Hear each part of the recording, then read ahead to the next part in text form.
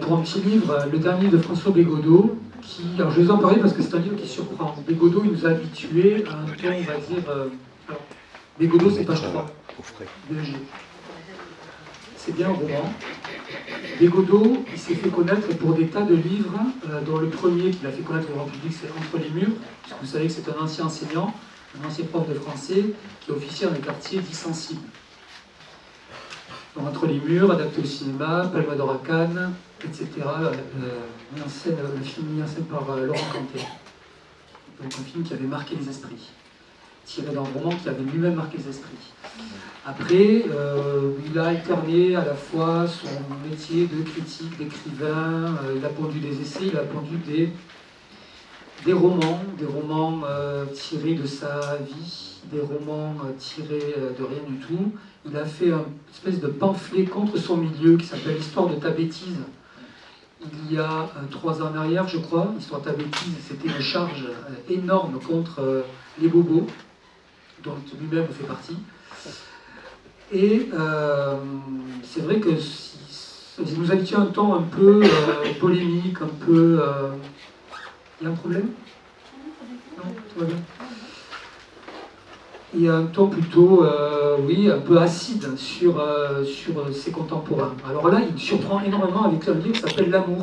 Pas un amour, l'amour. Il n'a pas mis un A majuscule, il aurait pu. Sa vision de l'amour véritable. C'est l'histoire de 50 ans de vie commune entre Jeanne et Jacques. C'est une histoire sans histoire. C'est l'histoire de tout le monde en fait. C'est l'histoire d'un couple de gens issus de milieux modestes, populaires, qui vont ensemble, en se mariant, accéder à la classe moyenne. Cette fameuse classe moyenne qui, selon Fourquet et d'autres observateurs, est en train de s'effondrer, de disparaître, etc. Donc c'est l'histoire de 50 ans de vie commune et donc aussi 50 ans de vie en France, dans lequel tout le monde peut se reconnaître. Alors l'amour, c'est ça qui surprend. Pourquoi ça surprend? Moi j'ai eu la chance d'inviter il y a quelques années ici Bégodeau, qui nous a fait une performance d'ailleurs très intéressante, performance littéraire, et surtout après de prolonger avec lui jusqu'à une heure très très tardive avec une bouteille de rhum au milieu de la table qui a fait qu'on a beaucoup parlé, jusqu'à à peu près 3h ou 4h du matin.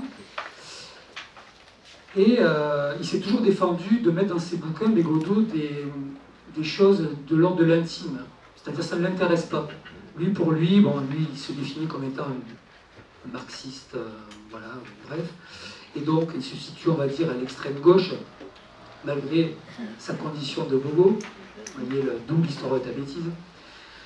Et donc, en fait, il n'est pas un paradoxe près, parfois, il est d'ailleurs même un peu agaçant. Cependant, en tout cas, ce qui est sûr, c'est que dans ses livres, il a toujours évacué la dimension intime, la dimension, les sentiments, toutes choses qu'il trouve, lui, pornographiques, en fait, au sens philosophique. Et donc, là, ce qui est étonnant, c'est qu'en fait, alors, certes, par une voie un petit peu sociologique, socio-historique, mais il parle d'amour, il parle de sentiments, il parle, sauf que des sentiments sans exubérance. L'amour sans se le dire. C'est marrant, je parlais de l'amour sans le faire de Jean Cour, mais ça pourrait être ça. L'amour sans le faire, s'ils le font, on va avoir des enfants, mais sans se le dire. L'amour sans grande déclaration. Donc je trouve c'est pour ça, c'est un peu un ovni dans son univers littéraire. C'est intéressant, c'est très court. Et sur moi, j'ai dit, oh là là, c'est vraiment anecdotique. Et en fait, une fois le livre refermé, encore une fois, c'est très court, hein, ça fait moins de 100 pages, je me suis dit, il y a quelque chose, quoi. Parce que c'est un aspect de la vie, amoureuse, de la vie familiale, qui est rarement abordé. En fait, on aborde souvent des histoires dramatiques, ou des histoires, des impossibilités, ou des grands sentiments, ou des je t'aime, c'est ni avec toi, ni sans toi, etc. Là, c'est pas ça, ils se côtoient au quotidien, ils s'aiment, ils se le prouvent par des gestes, hein.